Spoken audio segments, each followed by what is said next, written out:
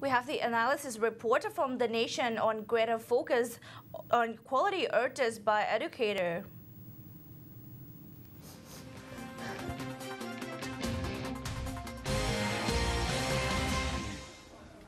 Education policies being promoted by politicians are not in line with the educational development direction as seen by some Thai educators. Rather than focusing on a real development of the country's education, some political parties had launched populist policies just to get votes. Now let's take a look at what these educators have to say about this so-called education policy in this analysis.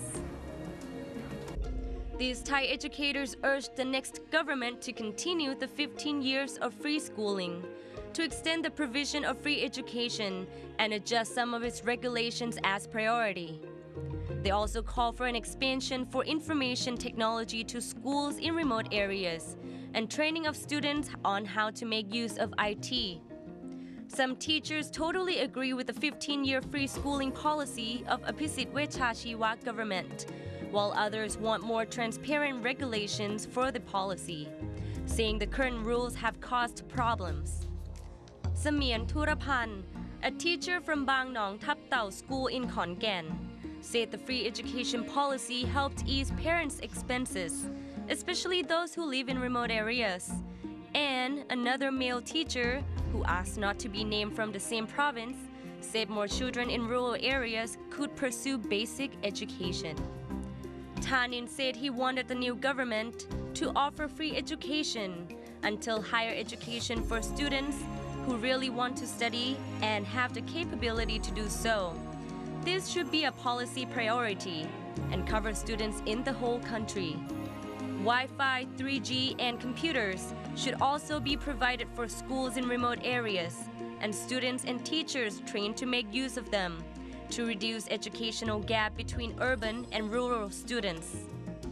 Kannapha Phongpornrat and Walanchali Wattanajaran Sin, lecturers in the Tourism and Hospitality Management Division at Mahidol's International College, said no government had collected the big picture about the portion of graduates required for each field, especially fields like industry, to try to balance the national workforce.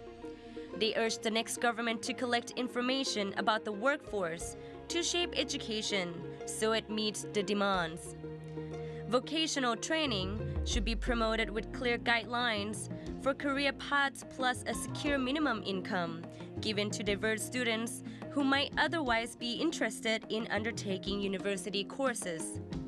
Kannapha also called for concrete action to prepare Thai students for the ASEAN economic community in terms of teaching languages and instilling a unique Thai culture to enhance their capability.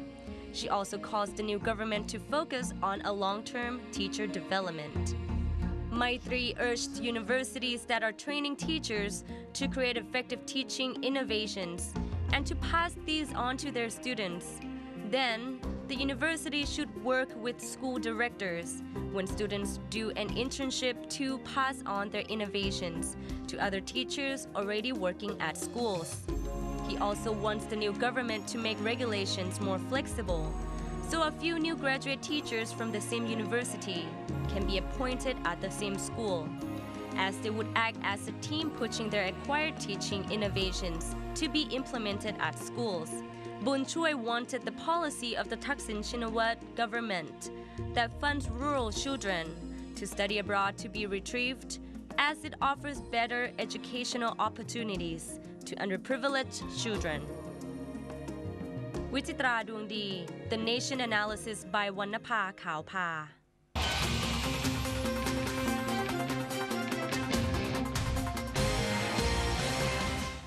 Mediator section today, Kun Sutichai Yun and Kun Tunsatit Thaptin will talk about the question of what do you expect from two big parties before the election.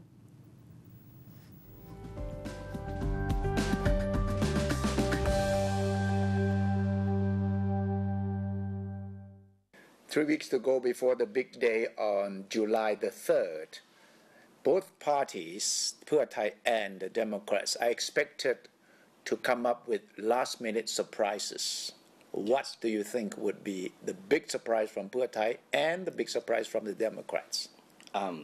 Frankly, I don't know what the Democrat. Well, if you knew, then there wouldn't be surprises. Yeah, but we are speculating. The surprise would be, but I may be able to speculate a little bit on the Pheu Thai party. The Pheu Thai party has been under attack in connection with the amnesty plan a lot, and most of all, it's not practical. Having looked at it, it's not very practical at all. So my guess is that the big surprise of the Pheu Thai party could be something to do with this amnesty plan. Meaning that they're going to backtrack, they're going to explain it clearer, they're going to wait? Some people believe that they might go as far as backtracking about it. You mean they just drop the whole plan? Going out and say, we are not going to do it, at least in the near future. Would or that they could be announcing a referendum as a way out. But my argument would be that they don't need to backtrack on amnesty. Pheu Thai is already set poised to win and maybe winning big. Why would they have to backtrack when they don't need to do that? This is what Kun Abhisit tried to point out when he met at last week. He said that the Pheu Thai party cannot abuse the mandate. The Pheu Thai party cannot say that an election victory means the people agree with the amnesty. Kun Abhisit said that the voters could be voting for the economic policy of the Pheu Thai party or any other policy. Well, the Pheu Thai party cannot use an election landslide to back and whatever, the amnesty or pardon for Thaksin, Shinawatra and others. But if you consider Kun Ying Lak's statement all along on this issue, she has been saying that we are proposing amnesty not for only one person, meaning that it's not only for Kun Thaksin, it's for everybody. And she was almost falling into the trap last week when she was interviewed by Channel 3. Yes. And the interviewer asked her about the people who were killed last year. Yes. What she's going to do with the soldiers and politicians responsible for the killing of the red shirt people. And she says something like, that will depend on legal principles.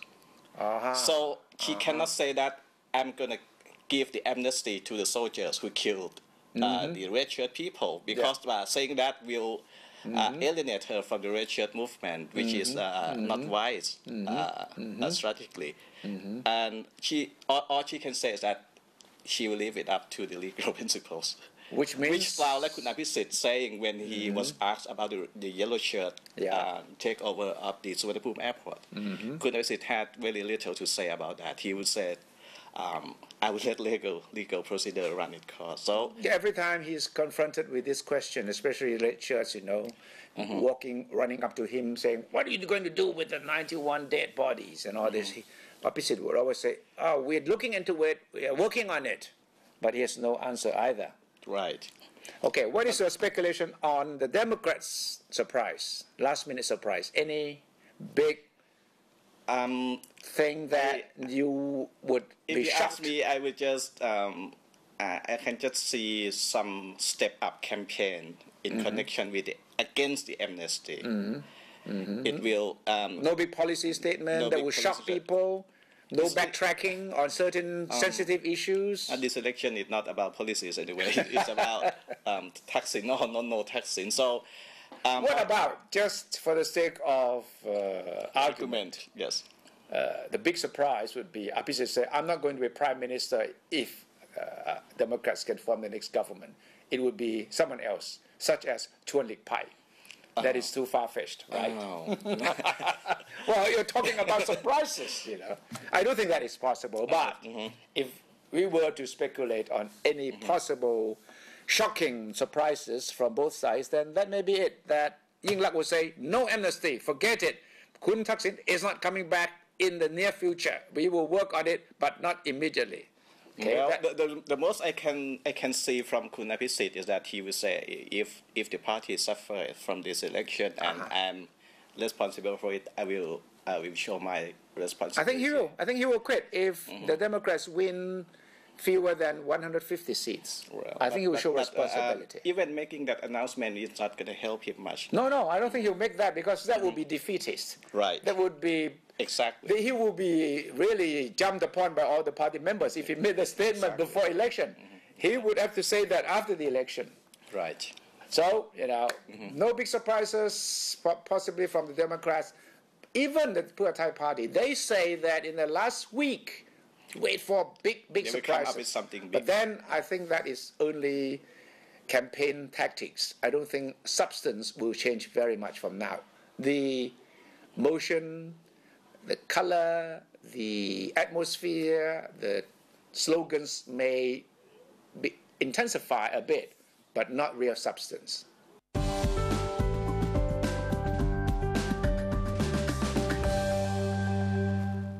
Coming up, Japanese investment growing in Cambodia, which rise to be considered shortly, and much more after the break.